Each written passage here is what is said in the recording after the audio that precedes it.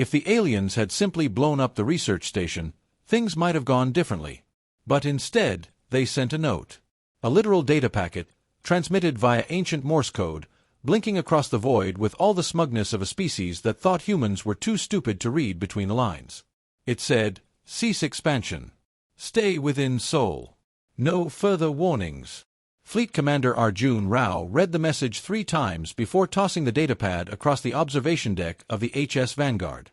It pinged off a bulkhead and clattered to the floor, narrowly missing a maintenance droid that chirped in protest. Across the bridge, his second-in-command, Lieutenant Sorella Quinn, arched a brow without looking up from the tactical display. "Did they seriously use Morse?" she asked.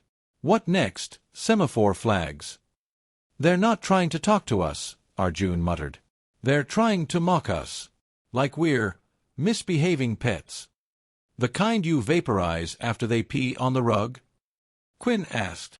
"Because they just vaporized Outpost Delta 3. No survivors." That was the unusual part. Not the destruction, but the silence before it. The aliens, who called themselves the Vithari, had made no declaration of war, issued no demands, and sent no diplomats. They just issued a single final warning, after months of ignoring human contact. Then they took out Delta 3 like it was a test run. What made it worse was the fact Delta 3 had been built on a rock barely worth mining, just a forward logistics hub in a fringe system. There was no strategic reason to hit it. Unless, Arjun realized, it wasn't about strategy. It was about sending a message. "Navigation, plot a course to the nearest Vithari listening post," he said. "I want eyes on their tech, their defenses, their reaction times. They started this game. Let's learn the rules." Orders from Earth Command were pretty clear, Quinn warned. "Avoid escalation until we understand their motive. Don't engage unless fired upon." "I heard the orders," Arjun said, tone sharpening. "And Delta 3 is still burning." The bridge crew exchanged glances but didn't argue. Arjun wasn't just a fleet commander. He was a survivor of Mars' terraforming crisis. The kind of man who learned patience while watching everything around him fail and still found a way to breathe through the dust. If he said to prepare for war, you listened. They arrived at the Vithari outpost 12 hours later, coasting under silent drive to avoid detection. The station was massive, spiral-shaped, humming with energy, and oddly beautiful in its asymmetry. Around it orbited dozens of smaller vessels, all docked or on standby. No patrols. No defensive perimeter. Arjun frowned. "It's like they don't expect anyone to come looking," he said. "Or they think we won't dare," Quinn replied. Arjun leaned closer to the sensor feed. "Zoom in on Sector 12. That docking bay, what's that glow?" A technician answered before Quinn could. "It's an energy signature we haven't seen before. Not FTL. Something weirder. It's distorting local gravity." And then the screen glitched. Just for a second. A blink. When it returned, the Vanguard system flagged a breach, internal. One of their cargo bays now read as unoccupied but shielded. It was impossible. They were in stealth. No contact had been made. Yet something was aboard. "Sweep teams now," Arjun barked. Deck 7 was the first to go dark. 2 Marines responded. Only one sent back footage, a single frame of a shadowy figure, tall, multi-limbed, and fused with something metallic, pressing a hand to a bulkhead. Then nothing. "They didn't just warn us," Arjun said, ice in his voice. "They planned for us to ignore it." Sorella nodded grimly. "And now?" Arjun turned to his crew. "Now we remind them why humans don't play nice after the first punch." The Vanguard's lights dimmed, and her weapons came online. Across the stars, every silent watcher who thought Earth would kneel was about to learn what it meant when a death world declared, "You should have listened." The first sweep team never made it back. All communications from Deck 7 cut off within 4 minutes of deployment. What little telemetry they managed to retrieve showed distorted heat signatures and something that mimicked human vitals, until it didn't. Commander Arjun Rao paced in the command chamber of the Vanguard, his jaw set, every step echoing off the walls like a countdown. "It's not a boarding," he muttered. "It's an incursion. They're not here to kill us. They're here to study us. Lieutenant Quinn was already prepping a containment plan. Reactor core is shielded. Bridge lockdowns engaged. But if it got past our scans... It didn't slip through, Arjun interrupted. It let us detect it. Glitched the feed on purpose. It wants us rattled. The Vithari outpost outside still loomed, silent and stationary. Not a single ship had moved. No alerts. No defensive shifts. If the Vanguard hadn't been boarded, it would have seemed the aliens hadn't even noticed them. Which made the reality worse. Quinn leaned toward the console, enlarging the residual readings from Deck 7. That distortion signature, it's fractal. Self-replicating. Arjun tilted his head. Like code. More like a virus. He nodded once, already forming a plan. We're not dealing with soldiers. We're dealing with tools. Adaptive, biological machines. The Vithari sent a probe inside our ship, one designed to test how we react. She frowned. You think it's still watching? I'm counting on it. He triggered ship-wide comms. All crew, this is the commander. Prepare for Black Room lockdown. We're isolating Deck 7, oxygen scrubbers disabled. Seal it. Now. The ship moaned as blast doors groaned shut and vents closed. An eerie silence fell, followed by the slow pulse of emergency lights. Then the sound came, a rhythmic tapping, echoing from the bulkheads, like something searching for a seam. In the darkened bridge, Arjun brought up the containment protocols from Mars. Malik, he called to the systems engineer, you said this thing behaves like a virus, right? Malik nodded slowly. And it's learning. Fast. Last data burst showed it mimicked our voice recognition. It used the sweep team's call signs, even faked heartbeat telemetry. So let's infect it. Everyone stared. I want you to code a recursive logic loop, Arjun continued. Feed it to the systems in Deck 7. An unsolvable command chain, it'll try to decrypt it. Waste cycles. It'll get stuck. Give it human-style noise. Conflict. Things that don't follow patterns. Swear words. Dad jokes. I don't care. Confuse it. Malik grinned. So, we're going to meme it to death. Confuse, stall, and trap, Arjun confirmed. Once it bogs down, we flush the deck into vacuum. No resistance. No learning. Within 20 minutes, Malik's virus was ready. It was pure nonsense, structured chaos posing as logic.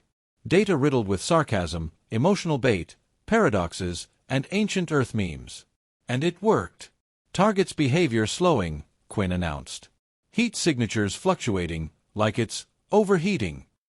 Vent it, Arjun ordered. Deck 7 decompressed in a controlled burst. Outside, a cloud of alien material spun into space, glittering like wet ash. The system flashed, infiltrator disengaged. But they all knew that didn't mean it was dead. Just gone. Silence returned to the Vanguard. Too quiet. Then the Vithari outpost moved. All at once, their ships powered up, not into attack formations, but retreat. The spiral station began folding inward on itself, warping space with technology far beyond human FTL. The Vithari were running. They saw what we did, Quinn said. And they didn't expect us to adapt that fast. Arjun exhaled. They thought we'd panic. Instead, we tricked their trickster. But the feeling in the air had shifted. This wasn't a victory. Not yet. Malik's console pinged with a priority alert. Deep space broadcasts originating from uncharted sectors, all in the same frequency range as the Vithari's original Morse-coded warning. But now, the tone had changed. It's not a threat, Malik said, voice dry. It's a request. Arjun read the header aloud. Do not pursue. He looked up, jaw hardening. Now we know they're afraid. A hunter doesn't stop when prey runs. It tracks. It waits. It learns. Commander Arjun Rao stood in the war room of the Vanguard's newly formed fleet detachment, staring at the slowly triangulating beacon pulses from the Vithari retreat. The signal trails were faint, hidden behind gravitational eddies, scattered across 3 different systems, but they shared the same decay pattern. They weren't just retreating, said Lieutenant Quinn, arms crossed beside him. They were breadcrumbing. Trying to lure us somewhere, Arjun said. But they underestimated how curious humans can get when they're pissed off. Humanity's newly formed black-clad division, unofficial, off-record, and unsanctioned, was already en route. Comprised of reconditioned stealth ships, adaptive AI weaponry, and soldiers who had asked to be assigned to this hunt, it was less of a task force and more of a vendetta in motion. Arjun stood among them now. "I've reviewed the recon from the Orion Spur," said Malik, now lead engineer of Sparrow Echo, the first human vessel to breach Vithari-controlled subspace. They're not hiding in space. They're hiding between space. Their core habitats sit in stabilized folds, like pockets sealed off from normal physics. "So," Quinn muttered, "we hunt ghosts in folded space." "No," Arjun corrected. "We become the ghosts."